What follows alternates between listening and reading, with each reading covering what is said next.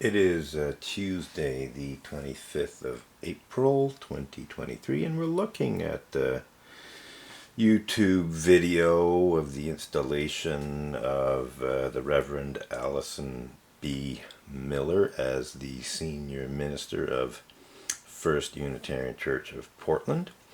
I have not yet looked at the content of the video.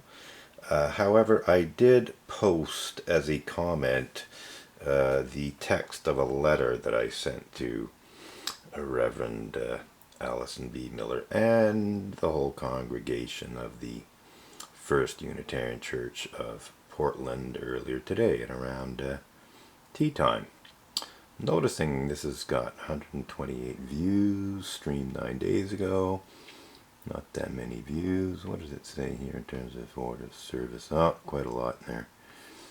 Okay, so it's quite a bit of order of service. Alright. So yeah, I guess the usual installation stuff. And let's keep coming down here if we can. So here's my comment, and I will read it.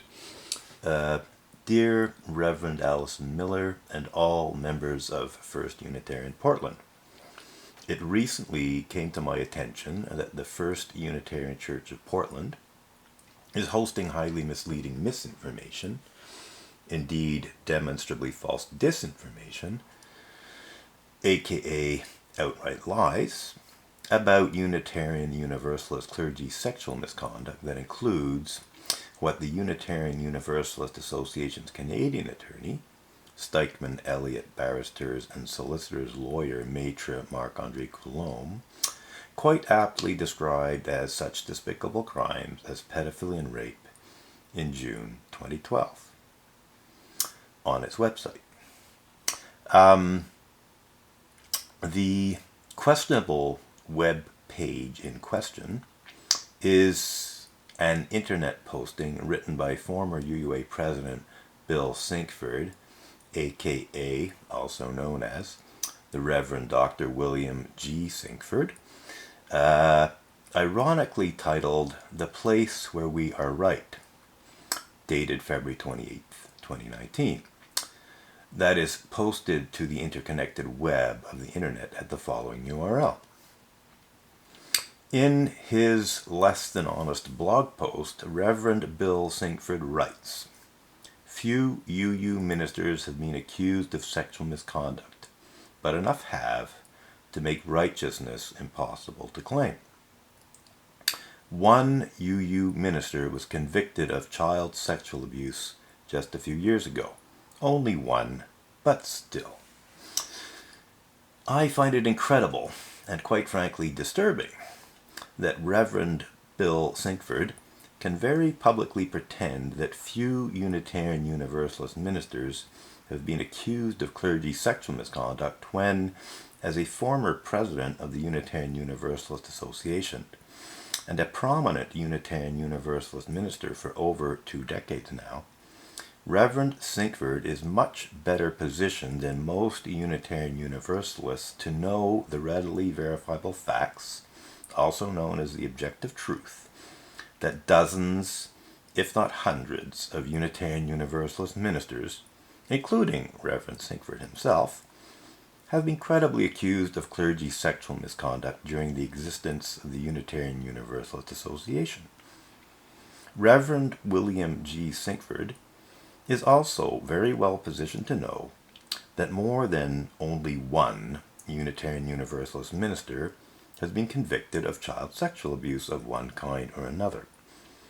It seems clear from the phrase "just a few years ago" that Reverend Sinkford is referring to the conviction of Christian, in quotation marks, Unitarian Universalist minister Reverend Ronald Eugene Robinson on child porn charges in 2017, unless there is another Unitarian Universalist minister who was convicted of child sexual abuse a few years before 2019 that I am as yet unaware of. See a link to the essentially Justice Department site about that sentencing. In any case, Reverend Bill Sinkford's minimization of the number of Unitarian Universalist ministers convicted of child sexual abuse to only one is not only, in quotation marks, inaccurate, it can be properly be understood, whoops, a little typo there, it can be properly understood to be a brazen, bald-faced lie, in that it is inconceivable that former UUA President Reverend William G. Sinkford was blissfully unaware of the conviction of Reverend Mac Wallace Mitchell on 6 accounts, of rape and indecent assault in May 1992. And I linked to a UPI, that is United Press International, archived article about Reverend Mac Wallace Mitchell being convicted of rape of a teenage Tibetan refugee.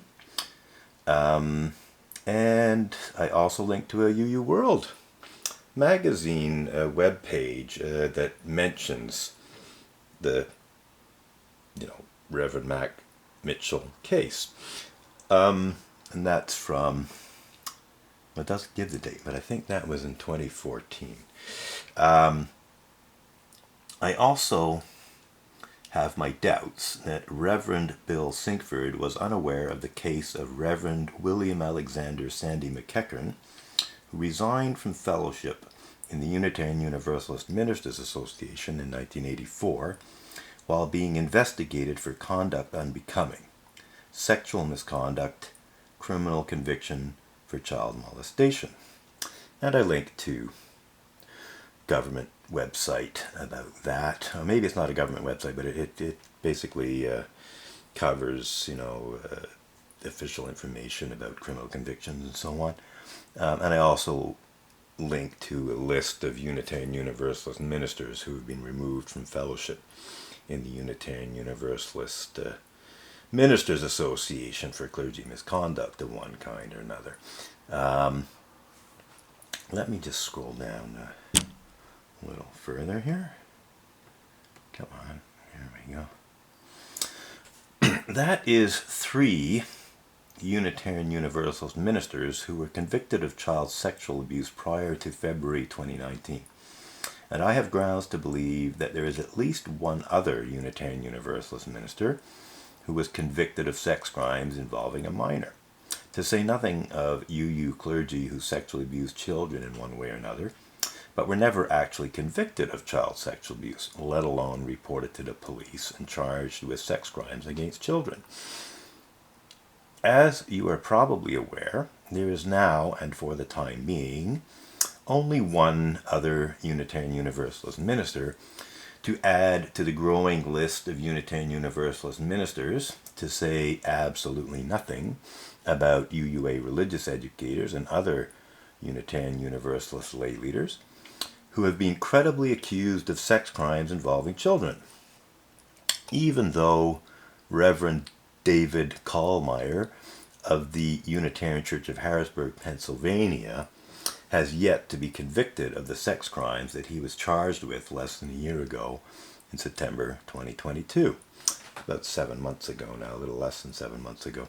And then I link to basically information about that. I think it's the Montgomery County District Attorney's website about that case.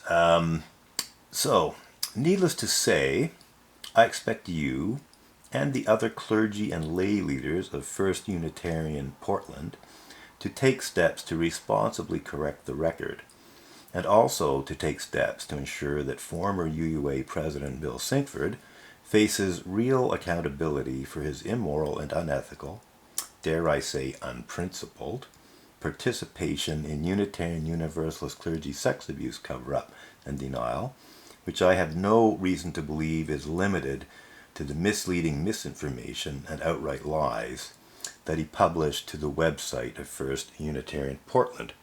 And by that I mean that Reverend William G. Sinkford, also known as Bill Sinkford, former president of the Unitarian Universalist Association, has minimized clergy sexual misconduct in the past, and while he was president of the Unitarian Universalist Association, we can say that,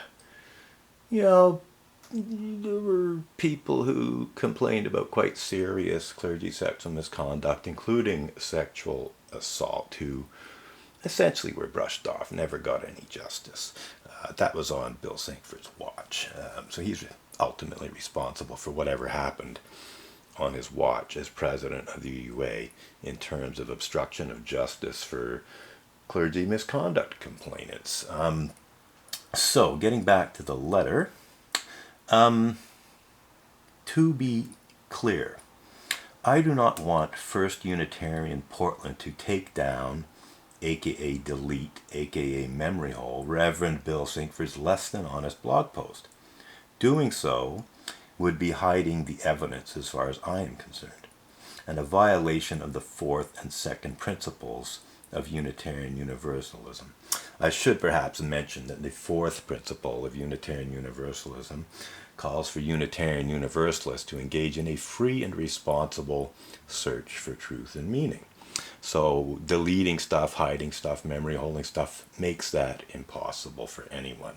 The second principle of Unitarian Universalism, which is dependent on the fourth principle, is essentially having justice, equity, and compassion in human relations. You cannot have genuine justice with the truth being concealed. So I don't want that blog post to disappear. I want it to stay there. I just want them to modify it with the truth. So, as I say in the letter, instead, I expect First Unitarian Portland to keep the blog post intact on its website, but to add a disclaimer, in quotation marks, to the webpage, making it very clear that former UUA President Reverend Bill Sinkford disingenuously minimized not just clergy sexual misconduct in general, but the sexual abuse of children by Unitarian Universalist ministers who include, but are not limited to, Reverend William Alexander Sandy McEachern, Reverend Mac Wallace Mitchell, Reverend Ronald Eugene Robinson, and apparently Reverend David Kohlmeyer as well. I expect you and First Unitarian Portland as a congregation to revive and spearhead the national conversation on clergy sexual misconduct that was supposed to take place in the mid-2010s, that never actually took place after UUA moderator Jim Key, also known as risk management consultant James C. No Evil Key, minimized clergy sexual misconduct in general, just as Reverend Bill Sinkford did almost 5 years later, and pretended that no Unitarian Universalist minister had been accused of child sex abuse, let alone convicted of sex crimes against children. In what was supposed to be a UUA Board of Trustees official apology for clergy sexual misconduct. That less than honest, and thus utterly worthless, UUA Board apology, in quotation marks, was actually significantly worse than the first UUA official apology, in quotation marks, for clergy sexual misconduct that former Executive Vice President of the UUA, Kathleen K. Montgomery, please note the accent on vice there, delivered during the 2000 UUAGA, that is the General Assembly of the Unitarian Universalist Association, that took place in 2000. Less than 2 months after I protested against Unitarian Universalist clergy misconduct and negligent and complicit UUA mishandling thereof, outside UUA headquarters at 25 Beacon Street in Boston in early May 2000. And I link to post about the Nashville Unitarian Universalist Church encouraging a come on, whoops a daisy. I went a little too far there, but hey, at least I'm only going too far in terms of scrolling down the page, not in terms of being an insane Unitarian Universalist religious leader who goes too far in terms of trying to cover up and hide clergy sex abuse. And I'm not talking about just Bill Sinkford. I mean, it's really batshit crazy, quite frankly, from what he did. When you take into consideration what he actually knows, it was just stunningly foolish at minimum for him to post that misinformation to the internet.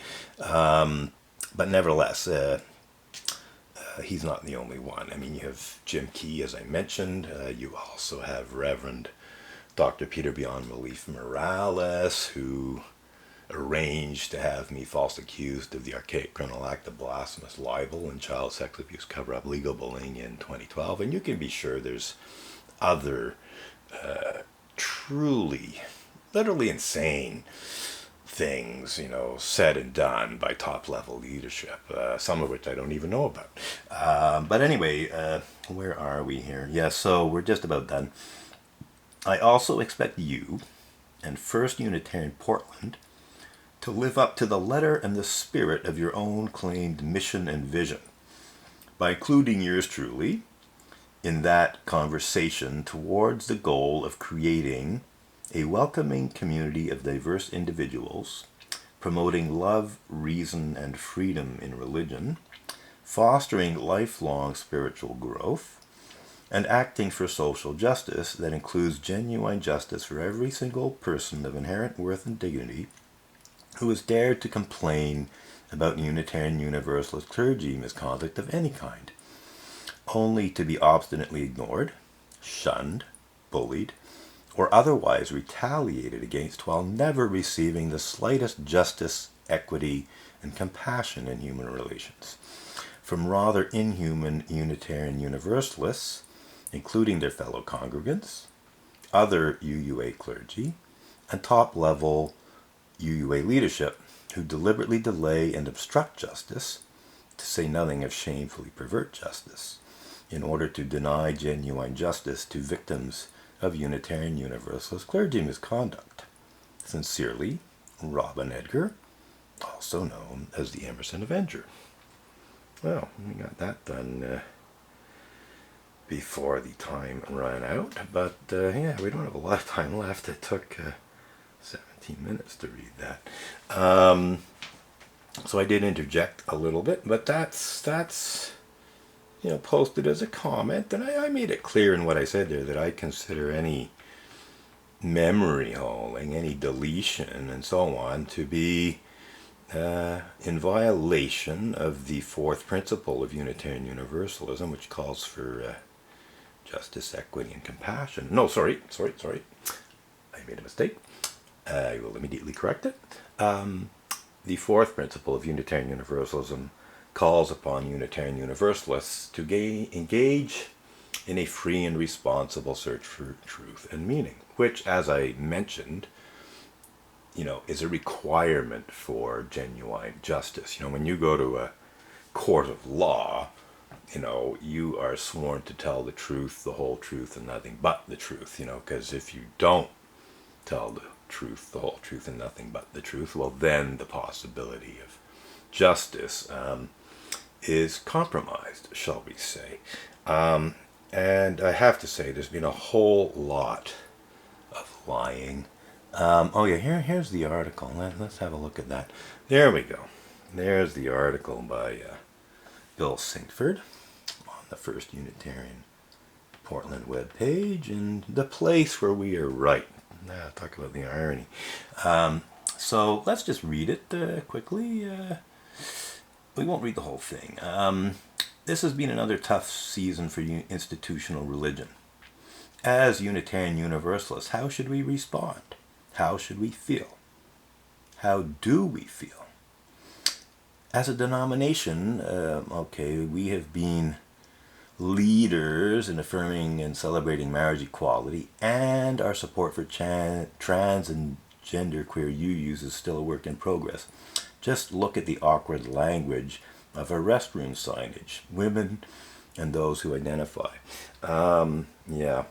That's not the only awkward language. Anyway, few UU ministers have been accused of sexual misconduct, but enough have to make righteousness impossible to claim. One UU minister was convicted of child sexual abuse just a few years ago. Only one, but still.